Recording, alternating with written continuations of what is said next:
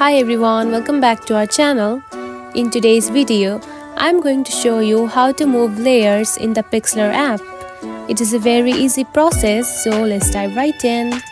First of all, find the Pixlr app on your home screen. Now open it. Now choose one photo where you want to edit. After choosing the photo, here you can find the option of tools. Now go ahead and select it. Then, to add the layer, simply tap onto the double exposure button right here. Now tap on to add original right here. Now choose one photo that you want to add the layer to. Just like this. Now to move the layer, simply keep on tapping the photo just like this. Now move around just like this.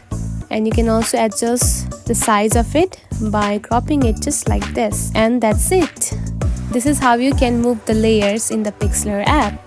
It is a very easy process, right? If you found this video helpful, don't forget to like and subscribe for more tips. Thanks for watching.